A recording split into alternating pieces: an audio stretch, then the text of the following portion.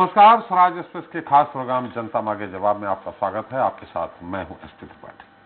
छत्तीसगढ़ की भूपेश सरकार ने अपने 3 साल से ज्यादा के कार्यकाल में कई ऐसे फैसले लिए हैं जिनकी न सिर्फ प्रदेश की जनता ने सराहना की, बल्कि देश के तमाम हिस्सों में भी छत्तीसगढ़ अपनी योजनाओं और कार्यक्रमों को लेकर एक मॉडल के रूप में पेश हुआ है। वहीं अब छत्तीसगढ़ को एक और बड़ी उपलब्धि हाथ लगी है। दरअसल centre for monitoring Indian economy यानी CMIE की बेरोजगारी दर को लेकर नई रिपोर्ट जारी हुई है। इसमें सबसे कम बेरोजगारी दर उड़ीसा की है, तो वहीं छत्तीसगढ़ इस मामले में तीसरे नंबर पर है, जहां कांग्रेस की सरकार है। वहीं सबसे ज्यादा बेरोजगारी दर राजस्थान में है। दिलचस्प बात यह है कि यहां भी कांग्रेस की सरकार है।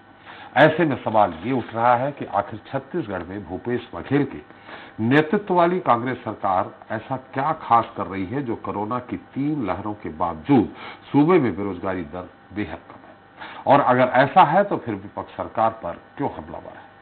बीजेपी जो सवाल उठा रही है उसका आधार क्या है? जनता मांगे जवाब में आज चर्चा इसी को लेकर होगी। आज के मुद्दे रोजगार पर रार।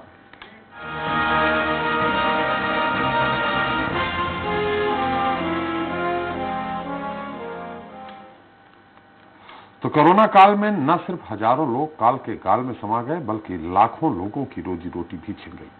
ऐसे में centre for monitoring Indian economy संगठन की ओर से जारी किए गए बेरोजगारी दर के नए आंकड़े छत्तीसगढ़ सरकार के लिए राहत भरे हैं। आंकड़ों के मुताबिक छत्तीसगढ़ 1.7% के साथ देश में सबसे कम बेरोजगारी दर वाले राज्यों में तीसरे पायदान पर है। सत्ता पक्ष का दावा है कि राज्य सरकार के नीतिगत फैसले और बेहतर कार्य प्रबंधन से लगातार युवाओं को रोजगार के अवसर उपलब्ध हो रहे हैं, जिससे राज्य की बेरोजगारी दर में लगातार गिरावट आ रही है। हालांकि विपक्षी आंकड़ों को महज झूठ का पुलिंदा बता रहा है। बहरहाल रोजगार पर जो रार है उसे लेकर चर्चा शुरू करें, उसके पहले देख लेते हैं हमारी खास रिपोर्ट। छत्तीसगढ़ में बेरोजगारी के खिलाफ मोर्चे पर भूपेश सरकार साबित हो रही असरदार। लोगों को मिल रहा रोजगार। बड़ा सवाल, कम बेरोजगारी दर के बावजूद विपक्ष क्यों कर रहा प्रहार? फरवरी 2022 की स्थिति में CMIE के जो आंकड़े सामने आए हैं वो इस बात पर मुहर लगा रहे हैं कि भूपेश सरकार के रोजगार बढ़ाने की दिशा में जो प्रयास किए गए हैं उसमें वह सफल रही है। दरअसल centre for monitoring Indian economy संगठन के ताजा आंकड़ों में सबसे कम बेरोजगारी दर वाले राज्यों की सूची में छत्तीसगढ़ तीसरे पायदान पर है। प्रदेश में बेरोजगारी दर महज 1.7% है, जबकि उड़ीसा अव्वल है। बात करें सर्वाधिक बेरोजगारी दर वाले राज्यों की तो इसमें राजस्थान पहले पायदान पर है, जहां बेरोजगारी दर 32.3% है। इसके बाद हरियाणा का नंबर आता है। वहीं देश की बेरोजगारी दर पर नजर डालें तो ये 7.3% है। शहरी बेरोजगारी दर 8.0 और ग्रामीण बेरोजगारी दर 7.0% है। छत्तीसगढ़ का केवल 1.7%। इस प्रकार से बेरोजगारी दर में भी भारी कमी आई है। छत्तीसगढ़ सरकार का दावा है कि गांवों के आर्थिक सशक्तिकरण के लिए स्वराजी गांव योजना, नरबा गुरबा घुरबा बाड़ी कार्यक्रम, गोधन न्याय योजना, राजीव गांधी किसान न्याय योजना, राजीव गांधी ग्रामीण भूमिहीन कृषि मजदूर न्याय योजना, रूरल इंडस्ट्रियल पार्कों की स्थापना, लघु वनोपज के संग्रहण और वैल्यू एडिशन, उद्यमिता विकास जैसी योजनाओं और कार्यक्रमों का क्रियान्वयन हो रहा है। प्रदेश सरकार द्वारा चलाई जा रही इन योजनाओं से ग्रामीण क्षेत्रों में रोजगार के नए नए अवसर पैदा हो रहे हैं। इन योजनाओं से राज्य के विकास को गति मिल रही है और प्रदेश में बेरोजगारी दर में लगातार गिरावट आ रही है। आपको बता दें कि कोरोना की पहली और दूसरी लहर के दौरान भी छत्तीसगढ़ में बेरोजगारी दर पूरी तरह नियंत्रित रही थी। सत्ता पक्ष के मुताबिक भूपेश सरकार लगातार हर क्षेत्र में विकास कार्य कर रही है, जिसकी वजह से बेरोजगारी दर में कमी आई है। उधर बीजेपी का कहना है कि गलत आंकड़ों के आधार पर सरकार वाहवाही लूट रही है। विपक्ष ने विधानसभा का जिक्र करते हुए कहा कि विधानसभा में प्रस्तुत रोजगार के आंकड़े 20,000 थे, जबकि सरकार ने 3 साल में 5 लाख रोजगार देने का दावा किया था।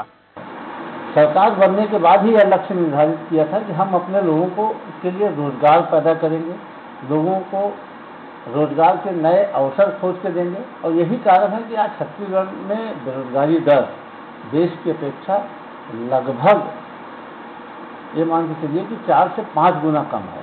अर्थात किसी से गड्ढा भी यदि खुदवाया जा रहा है तो उसको रोजगार बताया जाता है और उसको नौकरी बताई जाती है। तो ये आंकड़ों का हेर फेर करके और ये फितरतबाजी जो इनके अंदर में है, इनके DNA में है, उसका हेर फेर करके इस तरह की प्रतिशत को बताते हैं। ईमानदारी है तो सड़क पर जाएं और वहां पर इसका परीक्षण करें कि वास्तविकता क्या है। सरकार का दावा है कि छत्तीसगढ़ में समावेशी विकास का लक्ष्य निर्धारित करते हुए 3 साल पहले महात्मा गांधी के ग्राम स्वराज की परिकल्पना के अनुरूप नया मॉडल अपनाया था, जिससे ग्रामीण अर्थव्यवस्था मजबूत होने के साथ ही रोजगार के नए अवसर सृजित हो रहे हैं। हालांकि विपक्ष प्रदेश में पलायन का मुद्दा उठाकर सरकार से यह सवाल पूछ रहा है कि अगर सूबे में बेरोजगारी दर काफी कम है तो फिर पलायन रुक क्यों नहीं रहा है। खैर, बार पलटवार के बीच अब देखना होगा कि भूपेश सरकार द्वारा रोजगार सृजन करने के लिए गठित कमेटी क्या 5 साल में 12 से 15 लाख युवाओं को रोजगार देने में कामयाब होगी, या विपक्ष को सरकार की घेराबंदी करने का एक और मुद्दा मिल जाएगा। स्वराज एक्सप्रेस के लिए रायपुर से दिलीप साहू की रिपोर्ट। तो रोजगार पर राज छत्तीसगढ़ के आज के इस मुद्दे पर चर्चा करने के लिए हमारे साथ रायपुर से जुड़ गए हैं कांग्रेस प्रवक्ता धनंजय सिंह ठाकुर जी हैं। ठाकुर जी, आपका बहुत स्वागत है। बीजेपी प्रवक्ता उमेश घोरमोड़े जी हैं। घोरमोड़े जी, आपका भी स्वागत है। और हमारे साथ अर्थशास्त्री हैं रविंद्र ब्रह्मे जी। ब्रह्मे जी, आपका भी बहुत स्वागत है। पहले घोरमोड़े जी, आपसे ही सवाल है सीधा। जो 1.7 तीसरे नंबर पर छत्तीसगढ़ है, तो आप छत्तीसगढ़ को बधाई देंगे या आपका भी आरोप होगा कि आंकड़ों की बाजीगरी है? देखिए आदरणीय त्रिपाठी जी, सीएमआई के आंकड़े कोई आज का विषय नहीं है। ये हमेशा से आते रहे हैं, हर महीने आते हैं। और जहां तक इस पर्टिकुलर विषय को लेकर के मुख्यमंत्री जी का ट्वीट का विषय हो या फिर अपनी पीठ स्वयं थपथपाने का विषय हो, इसमें हमें कहीं कोई दिक्कत नहीं है, कहीं कोई आपत्ति नहीं है। लेकिन वो जिस प्रकार से केंद्र को सीख देने की बात कर रहे हैं जी, तो मुझको लगता है कि केंद्र सरकार को सीख देने के बजाय या फिर छत्तीसगढ़ से प्रेरणा लेने की सलाह देने के बजाय मुख्यमंत्री भूपेश बघेल जी को इस उपलब्धि के लिए केंद्र की नरेंद्र मोदी सरकार को थोड़ा सा धन्यवाद ज्ञापित करना चाहिए, थैंक यू बोलना चाहिए। क्योंकि जिस प्रकार से सीएमआई के आंकड़े आए हैं जी, और जिस प्रकार की धरातल पर स्थितियां हैं, अगर इन दोनों से इतर अगर मैं बात करूं तो ग्रामीण अर्थव्यवस्था को लेकर के लगातार बातें होती है छत्तीसगढ़ के परिप्रेक्ष्य में। और जिस प्रकार से रोजगार की अगर मैं बात कर लूं, अगर मैं खाली मनरेगा का ही उदाहरण ले लूं, तो छत्तीसगढ़ कांग्रेस के तमाम नेता लगातार इस बात को लेकर के दावा करते रहे कि पूरे देश में सर्वाधिक 24% मनरेगा देने वाला राज्य यदि कोई है तो छत्तीसगढ़ है। और अगर उसी मनरेगा की अगर मैं बात कर लूं तो 9,883 ग्राम पंचायतों के अंदर में उस मनरेगा का लाभ छत्तीसगढ़ प्रदेश के अंदर में मिलता है। 18 लाख से अधिक लोगों को उसी मनरेगा के तहत रोजगार मिलता है, चाहे वो सिंचाई का कार्य हो, गौठान निर्माण का कार्य हो, चकबंदी का कार्य हो, सड़क निर्माण का कार्य हो, ऐसे तमाम कार्य जो ग्रामीण क्षेत्रों के अंदर में होते हैं उसके माध्यम से, मनरेगा के माध्यम से वह रोजगार उपलब्ध हो रहा है, जिसकी 100% राशि केंद्र सरकार से आ रही है। अगर मैं प्रधानमंत्री बीमा योजना की ही अगर मैं बात कर लूं या फिर किसान सम्मान निधि की मैं बात कर लूं तो 1000 करोड़ से अधिक की राशि उस माध्यम से केंद्र की ओर से आती है, जो निश्चित तौर पे ग्रामीण अर्थव्यवस्था को मजबूत करने का काम करती है। और उसके अलावा भी ऐसी कई योजनाएं हैं, तो निश्चित तौर पे रोजगार के क्षेत्र में मतलब रोजगार को बढ़ावा उमेश देने के लिए केंद्र सरकार की इसमें महत्वपूर्ण भागीदारी उमेश है। जी, आपका कहने का मतलब है कि अगर ये बेरोजगारी दर घटी है तो ये केंद्र सरकार की देन है, क्योंकि वहां मनरेगा का पैसा 100% दे रहे हैं, बाकी और चीजें अनुदान राशि जो है वहां पहुंच रही है, इसके कारण 1.7 आए हैं। मतलब केंद्र सरकार को धन्यवाद देना चाहिए, भूपेश जी का कहना, आपका कहना है? निश्चित तौर पे धन्यवाद देना चाहिए। और एक महत्वपूर्ण बात मैं कहना चाहूंगा आदरणीय त्रिपाठी जी, जिस प्रकार से इस प्रदेश के मुख्यमंत्री भूपेश बघेल जी हर विषय पर तुलनात्मक अध्ययन करते हैं और जिस प्रकार से हर विषय पर वो केंद्र सरकार से तुलना करते हैं, तो उनको इस बात को समझना चाहिए कि वो छत्तीसगढ़ प्रदेश के मुख्यमंत्री हैं और 2.25 करोड़ जनता का प्रतिनिधित्व करते हैं। यदि 2.25 करोड़ जनता की तुलना वो देश के 130 करोड़ जनता से करेंगे तो मुझको लगता है कि यह जरा मिसमैच होगा। और पूरे देश भर के अंदर में मनरेगा का ही विषय नहीं है, केंद्र सरकार की अच्छी नीतियों के चलते अगर उड़ीसा की बात कर लें 1%, अगर हम छत्तीसगढ़ की बात कर लें, उससे आगे बढ़कर के गुजरात की बात कर लें, मध्य प्रदेश की बात करें, उत्तर प्रदेश 15 करोड़ से अधिक की जनसंख्या, अगर वो 2.7% पर पहुंचते हैं तो केंद्र की चहुमुखी विकास का ही यह परिणाम है। और दूसरी तरफ छत्तीसगढ़ के विषय में, क्योंकि मैं एक युवा हूं और छत्तीसगढ़ के धरातल पर जो स्थितियां हैं, धरातल को अगर मैं देखूं, एक उदाहरण पिछले दिनों सदन के अंदर में देखने मिला और मैं समझता हूं कि उसका जिक्र करना, क्योंकि ये रोजगार से जुड़ा हुआ विषय है, बहुत यहां पर महत्वपूर्ण हो जाता है। जिस प्रकार से मुख्यमंत्री जी और पूरे प्रदेश के अंदर में पोस्टर लगा हुआ पाया गया था कि 4,65,000 नौकरियां छत्तीसगढ़ प्रदेश के अंदर में दी गई है। मुख्यमंत्री जी कई जगह भाषण पे 5 लाख नौकरियों की बात करते हुए नजर आए थे। जब नेता प्रतिपक्ष धर्मलाल कौशिक जी ने सदन के अंदर में सवाल पूछा तो इनके झूठ की पोल खुल गई और सदन के अंदर में महज 20,000 नौकरियों का जवाब वहां पर निकल करके सामने आया। तो बड़ा सवाल यह उठता है कि ये आंकड़ों की बाजीगरी, ये पोस्टरबाजी कब तक छत्तीसगढ़ की जनता और युवा बर्दाश्त करते रहेंगे? जब पोस्टर में 4 लाख 5 लाख की बात होती है, आकाश तक रोजगार को पहुंचाया जाता है और सदन में जब जवाब आता है तो महज 20,000, तो स्पष्ट हो जाता है कि ये आंकड़ों की बाजीगरी की आप बात कर रहे हैं। उमेश जी, आंकड़ों की बाजीगरी, तो अगर आंकड़ों की बाजीगरी है तो फिर मध्य प्रदेश, उत्तर प्रदेश ने भी आंकड़ों की बाजीगरी की है। रहा सवाल इनका, अगर आप इनका कंपैरिजन कर रहे हैं, तुलना कर रहे हैं, हरियाणा में आपकी सरकार है 31%, गोवा में आपकी सरकार है 12%, असम में आपकी सरकार है 10.2%, तो फिर ये कहीं न कहीं आप जो कह रहे हैं वो आप ही खुद की बात का खंडन कर रहे हैं।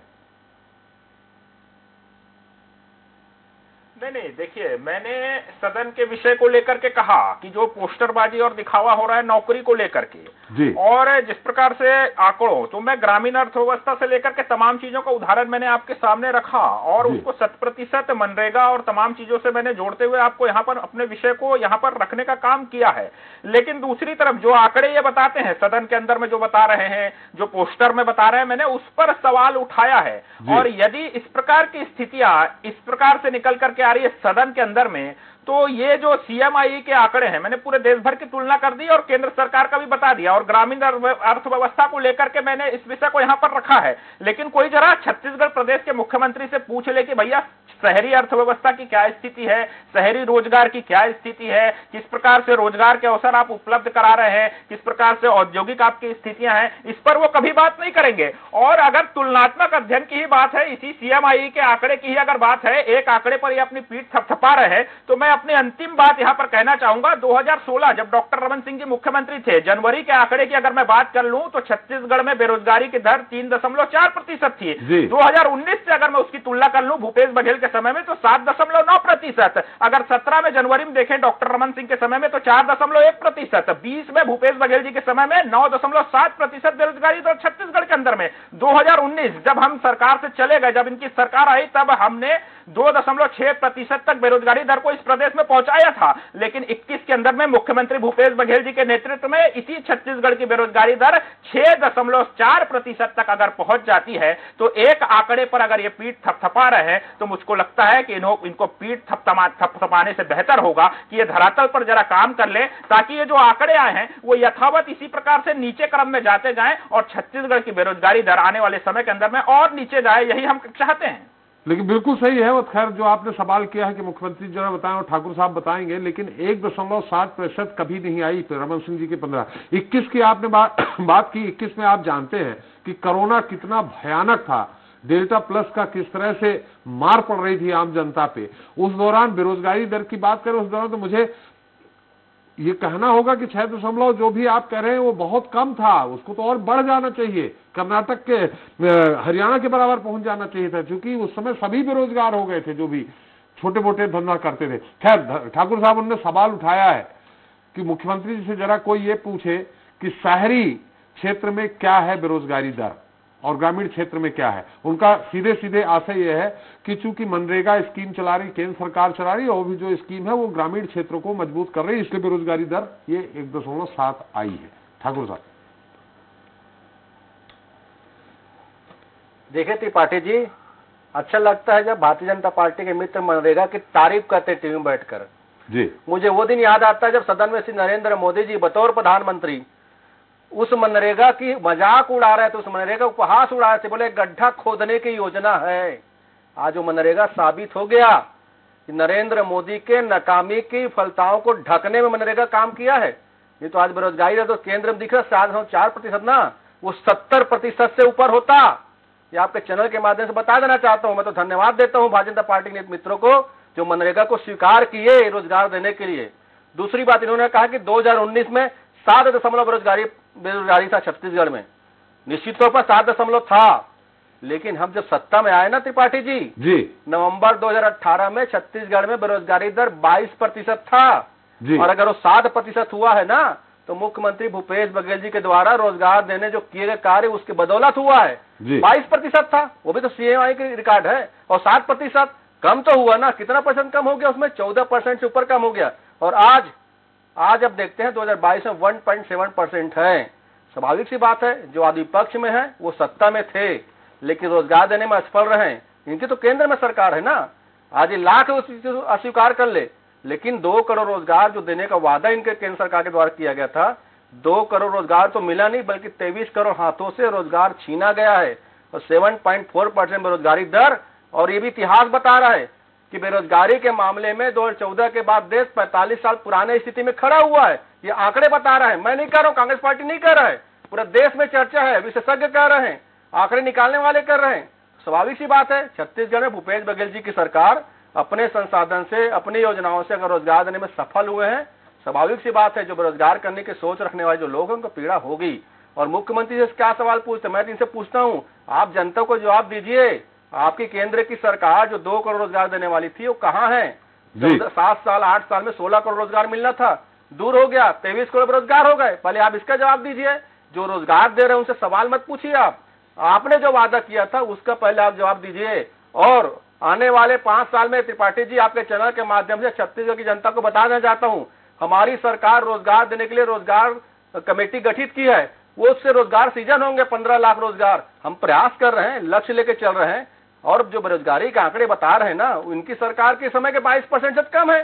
चाहे 7% भी ले लो 2019 का, चाहे 1.7% ले लो। और जैसे आपने कहा कि अगर ये आंकड़ों की बाजीगरी है तो उत्तर प्रदेश, मध्य प्रदेश के क्या है आंकड़े? इनके पास कोई जवाब नहीं रहा है, तो विपक्ष में इनको स्वाभाविक सी बात है स्वीकार नहीं कर सकते, इनकी दलीय मजबूरी है, लेकिन इनका झूठ देश देख लिया है पूरा। उमेश जी आऊंगा आपके पास, उनकी बात आ जाए पूरी, लेकिन ठाकुर साहब सीधी सी बात यहाँ ये है, रमन सिंह जी ने ट्वीट किया है कि अगर बेरोजगारी दर 1.7 हो गई है तो बेरोजगार कम हो गए हैं, तो आपके घोषणा पत्र में था कि 2,500 जो बेरोजगारी भत्ता देने वाले थे वो कब से शुरू करेंगे? देखिए, रमन सिंह जी की झूठ बोलने की आदत है। वो जब छत्तीसगढ़ के मुख्यमंत्री थे तो भी झूठ बोलते थे, आज वो विपक्ष में तो भी झूठ बोलते हैं। कांग्रेस पार्टी के घोषणा पत्र को रमन सिंह जी को पुनः पढ़ना चाहिए। कहीं भी कांग्रेस पार्टी के घोषणा पत्र में बेरोजगारी भत्ता देने का उल्लेख नहीं है। कांग्रेस पार्टी रोजगार देने पर, स्वरोजगार देने पर विश्वास करती है। हमने कहा कि हमारा राजीव गांधी मितान क्लब के माध्यम से हम युवाओं को रोजगार देंगे, हमने बेरोजगारी भत्ता का उल्लेख नहीं किया है। रमन सिंह जी तो अपनी घोषणा पत्र पढ़ते नहीं है और हमारी घोषणा पत्र का जो है व्याख्यान उसका उल्टा करते हैं। वो उनको मेरी घोषणा पत्र पढ़नी चाहिए। आपके चैनल के माध्यम से अगर उमेश गुणमणि जी कहेंगे तो मैं घोषणा पत्र के ओरिजिनल कॉपी रमन सिंह जी घर भिजवा दूंगा। चलिए ब्रह्मा जी, ये जो बेरोजगारी दर निकाली जा रही है आखिर, हालांकि उमेश जी आप ही के पास आऊंगा, ब्रह्मा जी से एक उत्तर ले लूं। ये हालांकि बताया गया है किन किन योजनाओं के मार्फत किस किस तरह से निकाला गया है, इसमें कैसे ऐसे निकाल के भाई यहाँ 31% बेरोजगारी दर है, 1.7 है, और अगर ये सही आंकड़े हैं तो निश्चित तौर पे छत्तीसगढ़ सरकार बधाई की पात्र है, उड़ीसा भी बधाई के पात्र है। निश्चित रूप से ये जो सीएमआई का जो गणना की जाती है, और यदि आप ये तो पूरे ट्रांसपेरेंट है और पूरी सीएमआई की अपनी वेबसाइट है, वेबसाइट पे जाके देख सकते हैं कि किस तरीके से गणना की जा रही है, कितने लोगों का सर्वे किया जा रहा है, और पूरा नेशन वाइड होता है और बहुत ट्रांसपेरेंट और काफी साइंटिफिक मेथड है। तो इसमें बहुत ज्यादा मेरे ख्याल से बहस इन आंकड़ों पे नहीं होना चाहिए, क्योंकि ये आंकड़े काफी जो है सत्यता को बताते हैं। मैं नहीं कहूंगा कि पूरी सत्यता को बताते हैं, पर यानी काफी सत्यता को बताते हैं, और कंपेरेटिवली सभी राज्यों की स्थिति यहाँ पे पता चलती है जी। तो लगभग ये जो है इनका फिगर 2 लाख हाउस होल्ड है, उनसे 5 लोग मान लें तो इतना बड़ा नेशनल लेवल पे सर्वे होता है, और उसको सभी स्टेट वाइज है। तो ये सारी ट्रांसपेरेंसी उन्होंने अपनी वेबसाइट पे डाल के रखा है। तो इस पे हम तो नहीं बहस करेंगे, क्योंकि हमारे दोनों वक्ता थे, उन्होंने भी माना कि जो आंकड़े हैं वो सभी राज्यों के हैं, पूरे देश के लिए हैं, उसमें नहीं होना चाहिए। दूसरा जो खासकर जो छत्तीसगढ़ के बारे में जो बात हो रही थी, मनरेगा प्रोजेक्ट की बात हो रही थी और रूरल एरिया से जितनी सारी स्कीम लागू है उनको बात हो रही थी, और गवर्नमेंट ने कुछ जो सेल्फ हेल्प ग्रुप्स को क्रिएट करने का और अभी बनाए जा रहे हैं, महिलाओं को उसके माध्यम से रोजगार दिए जा रहे हैं। तो ये जरूर लगता है कि इसमें कुछ सफलता मिली है, क्योंकि ये आंकड़े दिखा रहे हैं, जो आंकड़े दिखा रहे हैं। और क्योंकि ये जो इसमें जो बेरोजगारी दर की जो गणना करते हैं वो यही होता है कि जो लोग रोजगार में मतलब जो लोग रोजगार चाहते हैं, है ना, जो लोग काम और जो लोग काम की तलाश में हैं, उन लोगों को इस पे सम्मिलित किया जाता है। यानी जो लोग बेरोजगार हैं और जो लोग काम की तलाश में और सतत काम की तलाश में। दूसरा, यदि मैं देखूंगा तो यदि आप इस बार का इकोनॉमिक सर्वे यदि आप देखेंगे तो इकोनॉमी की जो छत्तीसगढ़ की जो ग्रोथ रेट आपको अच्छी दिख रही है उसमें इकोनॉमिक सर्वे में, और वो जो ग्रोथ रेट अभी देखेंगे तो सबसे ज्यादा जो आ रही है, तो एक जो कंस्ट्रक्शन जो एरिया है छत्तीसगढ़ का, उसके फिगर देख सकता है, उसका काफी कंट्रीब्यूशन है, उसकी ग्रोथ रेट भी ज्यादा है। मतलब छत्तीसगढ़ में कंस्ट्रक्शन एरिया में काफी जो है एम्प्लॉयमेंट की अपॉर्चुनिटी है। तो वो ग्रोथ रेट का भी जो इम्पैक्ट जो है पड़ रहा है, मतलब रूरल एरियाज में तो जो जॉब क्रिएशन जो इनकी योजनाएं हैं, चाहे मनरेगा कहें या मजदूरों के लिए जो राजीव गांधी योजना लागू की गई है, या और गोधन न्याय योजना, दूसरी योजनाएं हैं, तो उनके माध्यम से जो हो रहा है, पर शहरी में जो निर्माण जो खासकर कार्य है वहां पे है। दूसरा, इसके बारे में खास बात यही है कि ये जो बेरोजगारी के फिगर जो आते हैं और सभी राज्यों के लिए आते हैं, पूरे देश के लिए आते हैं, ये खासकर आप जानते हैं हमारा 90% से भी ज्यादा कुछ जो है लोग जो अनऑर्गेनाइज सेक्टर में हैं, जहां पर कि जो आपकी जो जॉब है या जो आपकी जो काम कर रहे हैं, जिस रोजगार में हैं, उसकी गारंटी नहीं होती है। इसलिए आप देखेंगे ये बेरोजगारी के फिगर में फ्लक्चुएशन काफी ज्यादा होता है। मंथली यदि आप देखेंगे पिछले बार में 3% था तो अभी 1.7% है, क्योंकि इसमें ज्यादा जो हिस्सा होता है वो अनऑर्गेनाइज सेक्टर के वर्कर्स का होता है, उनको लिया जाता है। इसलिए ओवरऑल पूरे मैं 2016 से लेके मंथली 2022 तक के आंकड़े देख रहा था, तो उसमें आपको फ्लक्चुएशन काफी मिलता है। परंतु फिर भी यदि पिछले साल से लेके अभी तक आप देखेंगे पिछले 10-12 महीनों में, तो ये जो कंसिस्टेंटली 3% से लेके 1.7% के बीच में बनी हुई है। तो 2%, 1.5% के बीच में ये बनी हुई है। तो छत्तीसगढ़ में तो ये तो बता रहा है कि इस हिसाब से तो अनएम्प्लॉयमेंट हमारे यहाँ रेट कम है। तो ये एक बहुत खास बात है कि ये जो फिगर ज्यादा है और इसमें जो फ्लक्चुएशन जो होता है बहुत ज्यादा, कि कभी 22% आ गया, कभी 2%, पूरे देश के लिए मैं बता रहा हूँ, छत्तीसगढ़ में तो इतना नहीं हुआ, पर वो उसका रीजन यही है कि जो अनऑर्गेनाइज सेक्टर है उसके संबंध में ये फिगर इकट्ठा। नहीं, बाबू जी बहुत छोटा सा एक और सवाल है, फिर ओवैसी के पास चलते हैं। इसमें जैसे कि छत्तीसगढ़ के जो मजदूर वर्ग है, जो मजदूरी करके अपना जीवन यापन करते हैं, वो पलायन बहुत ज्यादा होता है, तो इनको कहाँ गिना जाता है? देखिए, जो पलायन भी जो कर रहे हैं, जो पलायन कर रहे हैं, वो जॉब की तलाश में है, रोजगार की तलाश में है। इसमें जो अनएम्प्लॉयमेंट रेट की डेफिनेशन है कि कुल जो श्रम संख्या है, जो लेबर फोर्स है, उसमें वो जो लोग जो रोजगार में नहीं है और जो रोजगार की तलाश में है, जिनको रोजगार मिल जाता है, वो है तो छत्तीसगढ़ के, है ना, और उनको रोजगार मिल रहा है, पर छत्तीसगढ़ में रोजगार मिल रहा है या बाहर रोजगार मिल रहा है, तो इसका ये आशय नहीं है कि आपको रोजगार सिर्फ छत्तीसगढ़ में ही रोजगार मिल रहा है, रूरल एरियाज में अपने देश के वहां पे मिल रहा है, जरूर है। तो ये जो सर्वे है जिसमें इन हाउस होल्ड से पूछा जाता है, इसकी यदि आप क्वेश्चन आप देखेंगे तो उसको भी इसमें सम्मिलित किया जाता है। जी उमेश जी, ठाकुर साहब की बातों का आप जवाब देना चाह रहे थे। ठाकुर साहब का जो तर्क था देखिए, जी लगातार धनंजय ठाकुर जी ने बहुत सारे आरोप लगाए हैं, लेकिन बड़ा दुखद है कि उन्होंने मेरे सवाल का जवाब नहीं दिया, जो सीधे तौर पे इस प्रदेश के युवाओं से जुड़ा हुआ सवाल था। और साफ तौर पे एक महत्वपूर्ण विषय जो बेरोजगारी भत्ता वाला विषय है, लगातार, ये अभी का विषय नहीं है, ये लगातार तमाम मंचों पर, तमाम स्तरों पर सीधे तौर पे कांग्रेस के नेता छत्तीसगढ़ के युवाओं से किए हुए वादे से साफ तौर पर मुकरते हुए दिख रहे हैं, सीधा उस वादे को नकार रहे हैं। इस प्रदेश का युवा बहुत गंभीरता से इन विषयों को देख रहा है और आने वाले समय के अंदर में जिस प्रकार से कांग्रेस के नेता मुकर रहे हैं, उसका माकूल जवाब इस प्रदेश का युवा इन्हें देगा। जिस प्रकार से रोजगार को लेकर के इस प्रदेश के अंदर में इन्होंने झूठ का जिक्र किया, तो भैया झूठ किसने बोला है? घोषणा पत्र के झूठ के बाद साफ तौर पे कौन मुकर रहा है? वो छत्तीसगढ़ प्रदेश के जनता लगातार उन विषयों को देख रही है। इस प्रदेश में प्रदेश के मुख्यमंत्री जी तमाम स्तर पर अगर झूठ का ही जिक्र कर लें, तो अगर हम शिक्षक भर्ती का ही जिक्र कर लें, तो किस प्रकार से असम के अंदर में जाकर के राष्ट्रीय मीडिया के अंदर में किस प्रकार से झूठ बोलते हुए वो वहां पर मीडिया में फंस चुके थे, और किस प्रकार से रोजगार हमने दे दिया है, फिर सवाल के जवाब के बाद हम दे रहे हैं, फिर हम ज्वाइनिंग लेटर देंगे, वहां तक की स्थिति में वो आ जाते हैं। और 3.5 वर्षों के बाद ही अगर उस शिक्षक भर्ती की बात कर लें, तो आज भी कांग्रेस के नेता 80% दे दिए, बाकी का हम दे देंगे, वहीं तक अटके हुए हैं। तो इनका झूठ का पोल लगातार खुलते रहा है। और यही कांग्रेस के नेता हैं जो 18 से पहले छत्तीसगढ़ प्रदेश के अंदर में 25 लाख पंजीकृत बेरोजगार और 25 लाख अपंजीकृत बेरोजगार का ढोल पीटते घूमते नहीं थकते थे। आज 3.5 वर्षों में उन बेरोजगारों की इनको याद नहीं आती है जिनसे इन्होंने फॉर्म भराया था। उन बेरोजगारों के विषय में आज ये बात नहीं करते हैं, ये केवल अपनी पीठ थपथपाने का काम करते हैं। और रोजगार की अगर हम बात कर लें, तो लेकिन पुलिस भर्ती बेरोजगारी दर तो 1.7 इशारा कर रही है कि कर्मियों को भर्ती किया है। उमेश जी, कुछ न कुछ तो भूपेश सरकार ने किया है, इशारा कर रही है 1.7% बेरोजगारी दर। मैं आ रहा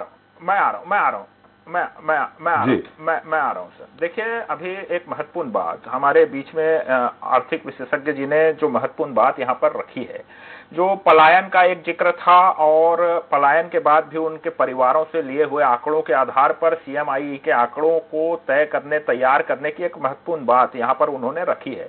और जिस प्रकार से छत्तीसगढ़ के अंदर में हालात हैं, आपने कोविड का भी जिक्र किया था, तो कोविड से मुझको याद आ रहा है कि कोविड काल में विशेष करके बस्तर सरगुजा क्षेत्र, जो ट्राइबल क्षेत्र हैं, जो ग्रामीण क्षेत्र हैं, वहां पर लगातार इन्हीं के डॉक्टर नर्स लगातार जा रहे थे और लगातार वहां से खबरें आ रही थी कि पूरे गांव के गांव खाली हो चुके हैं। बड़ा आश्चर्य का विषय है, जब वैक्सीन लगाने जा रहे हैं तो पूरे गांव में ताला बंद किया हुआ पाया जा रहा है। जब उसकी जांच हुई तो वहां से निकल करके आया कि वो तमाम लोग रोजगार की तलाश में पलायन कर चुके हैं। और निश्चित तौर पे उसका भी आंकड़ा सीएमआई ने वहां पर जाकर के दर्ज किया होगा कि भैया ये लोग यहां से पलायन करके किसी और राज्य में रोजगार प्राप्त कर चुके हैं। और ये इसका मतलब साफ है कि छत्तीसगढ़ की सरकार स्थानीय स्तर पर उन तमाम लोगों को रोजगार देने में विफल है, इसलिए वो दूसरे प्रदेशों के अंदर में रोजगार कर रहे हैं। और जैसा कि आर्थिक विशेषज्ञ जी ने यहां पर बताया, निश्चित तौर पर सीएमआई के आंकड़ों में उनका भी नाम दर्ज हुआ होगा और वो कहीं ना कहीं रोजगार प्राप्त करने वालों की श्रेणी में उनका आंकड़ा यहां पर काउंट हो चुका है। मैं मान रहा हूं, लेकिन वो दर्ज मध्य प्रदेश में भी हुआ होगा। करने की भागवा बरवानी तरफ से, खंडवा तरफ से जो पलायन होता है उनका भी 2.7 अगर मध्य प्रदेश है तो उनका भी दर्ज हुआ होगा। उत्तर प्रदेश में भी आप जानते हैं किस हद तक पलायन होता है, उनका भी दर्ज हुआ होगा। तो 2.7 वहां का भी है। त्रिपाठी जी, मैं देखिए, अरे सुन लीजिए साहब, सुन लीजिए, मैं आपकी बात से, देखिए त्रिपाठी जी, आदरणीय त्रिपाठी जी, मैं आपकी बात से सहमत हूं, लेकिन जितने भी तमाम राज्य पूरे देश भर के अंदर में है, उनमें से किसी ने भी अपनी पीठ थपथपा करके केंद्र को सीख लेने की नसीहत देने का काम नहीं किया होगा। और जिस प्रकार की स्थितियां हैं, तो इनको तो थैंक यू बोलना चाहिए केंद्र सरकार को। और धनंजय ठाकुर जी मनरेगा का जिक्र कर रहे थे, तो भैया मनरेगा के माध्यम से जो लूट आपने मचा करके रखी थी, उसमें डीबीटी के माध्यम से हमने लगाम लगाने का काम किया। और उसी मनरेगा के माध्यम से चाहे सिंचाई का विषय हो, गौठान निर्माण का विषय हो, या तमाम तरह के ग्रामीण क्षेत्रों के अंदर कार्य हो रहे हैं, उसका विषय हो, उसको आप ठीक तरह से इम्प्लीमेंट नहीं कर पा रहे हैं, इसलिए पलायन हो रहे हैं। चले जी, धनंजय जी, वो समय त्रिपाठी जी जी बोलिए त्रिपाठी जी। यही नरेंद्र मोदी जी कहते थे कि मनरेगा में लूट होता था। बिल्कुल, आप उनका उत्तर दीजिए धनंजय जी। एक सवाल मेरा भी है, सुनिए ना, सुन लीजिए। सवाल मेरा भी है, थोड़ा सा एक छोटा सा सवाल है। 1.3 करोड़ की आबादी, जैसा आपने बताया 1.7, उत्तर प्रदेश 2.7, आप भी समझते हैं उत्तर प्रदेश की आबादी क्या है। मध्य प्रदेश की 7 करोड़ से ज्यादा की आबादी, वो भी 2.7। तो जो आबादी है, जो संख्या है, उसका भी तुलना होना चाहिए ना धनंजय जी। बिल्कुल होना चाहिए जी। सुन लीजिए ना, अब तकलीफ शुरू हो गई जी। जिस मनरेगा को आज भी लूट बता रहे हैं, अगर उसको लूट मानते हैं तो नरेंद्र मोदी जी उसमें आज डाका डाल रहे हैं, मैं बोलूंगा। सुन लेने आप। चलिए, बहस होने लगी। उमेश जी, उनकी बात आ जाने दीजिए। उमेश जी, आपने बात कही तो धनंजय जी चुप है जी। क्या है, इनकी चोरी जब पकड़ी जाती तकलीफ शुरू होता है इनको। इसी मनरेगा के बजट को कटौती करने का नरेंद्र मोदी जी ने किया भी, जो कोरोना काल में रीढ़ की हड्डी बने थे रोजगार देने में। आपको याद है त्रिपाठी? दूसरी बात, मैं तो कहा ना 2018 नवंबर में 22% था जब रमन सिंह जी मुख्यमंत्री थे। सरकार बदला, आज सुन लेना यार, सुन लेना, आप सुनने क्षमता रखना, सुनने क्षमता रख सुनने की। तो 1.7 है, तकलीफ होना स्वाभाविक बात है। ये रोजगार देने में असफल रहे, नरेंद्र मोदी जी असफल रहा और देश के सुन लेना यार, सुन लेना। पलायन इसलिए हो रहा है कि रमन सरकार ने मजदूरों के हिस्से में डाका डाला था, चोरी किया था, बेईमानी किया, यानी वापस में जैसे नरेंद्र मोदी बेईमानी कर रहा है, जैसे नरेंद्र मोदी डाका डाल रहा है, समझे? मजदूरों को धोखा दिया, युवाओं को धोखा देने का नरेंद्र मोदी ने किया, रमन सिंह ने धोखा दिया, नरेंद्र मोदी ने धोखा दिया, नरेंद्र मोदी ने धोखा दिया। क्योंकि डाका डालना, चोरी करना, लूट करना आरएसएस और भाजपा के नेताओं का काम है, आरएसएस और भाजपा नेताओं का काम है। जिस मनरेगा गड्ढा बोल रहे थे ना, वो नरेंद्र मोदी को आईना दिखा रहा है, आईना। जिस मनरेगा को नरेंद्र मोदी गड्ढा खोदने को बता रहे थे, वो मनरेगा नरेंद्र मोदी को आईना दिखा रहा है। अब नरेंद्र मोदी जो भाजपा को शर्म आ रही है। अरे चरवाहा 50,000 कमाएगा तो आपका अडानी अंबानी कमाएगा, अडानी अंबानी कमाएगा, नरेंद्र मोदी देश बच जाएगा। अडानी कहीं और जा रही है, चरवाहा कमा रहा है, रमन सिंह के पेट में तकलीफ हो रहा है, बहस कहीं और जा रही है। हमारा समय भी समाप्त हो रहा है, हमारा समय भी समाप्त हो रहा है। चरवाहा 35,000 कमा रहा है तो भाजपा नेताओं का पेट में दर्द हो रहा है। नरेंद्र मोदी खाना छीन जा रहा है, धनंजय जी, उमेश जी, बहस कहीं और चली गई है, खाना नहीं मिल रहा है। चलिए हमारा समय समाप्त हो रहा है। जिस मनरेगा गड्ढा बोले ना, वो मनरेगा नरेंद्र मोदी को आईना दिखा रहा है। नरेंद्र मोदी जी भाजपा को शर्म आ रही है। मनरेगा जिसको नरेंद्र मोदी जी गड्ढा बोले ना, वो शर्म आ रही नरेंद्र मोदी को। चलिए ठाकुर साहब, हमारा समय समाप्त हो गया है, सफल हुआ है, समय समाप्त हो गया है। बहुत बहुत धन्यवाद धनंजय जी आपका, उमेश जी आपका भी, नवीन जी आपका भी बहुत बहुत धन्यवाद। हमारा समय समाप्त हो गया, बहस कहीं और चली गई थी। एक बार फिर बहुत बहुत धन्यवाद, आपने अपना अमूल्य समय दिया। धनंजय जी, उमेश जी और रविंद्र जी, आपने अपना अमूल्य समय दिया, एक बार बहुत बहुत धन्यवाद। तो छत्तीसगढ़ की भूपेश सरकार बेरोजगारी के मोर्चे पर असरदार नजर आ रही है। ये बात हम नहीं बल्कि CMI के ताजा आंकड़े बता रहे हैं। सूबे में बेरोजगारी दर महज 1.7% है। इसे लेकर मुख्यमंत्री भूपेश बघेल किया है कि वह देश की बेरोजगारी कम करने के लिए देश हित में छत्तीसगढ़ कांग्रेस सरकार का मॉडल जरूर अपनाए। जिस पर पूर्व CM डॉक्टर रमन सिंह ने ट्वीट कर कहा है कि भूपेश जी, जब बेरोजगारी दर इतनी कम हो गई है तो फिर बेरोजगार भी कम होती ही बचे होंगे। इतना ही नहीं, रमन सिंह ने ये भी कहा है कि गंगा जल की कसम खाकर 2,500 रुपए बेरोजगारी भत्ता देने का वादा किया था, उसे निभाने की घोषणा भी कर दीजिए। खैर, सियासी वार पलटवार से इतर बेरोजगारी दर के जो आंकड़े हैं वो छत्तीसगढ़ के लिए राहत भरे।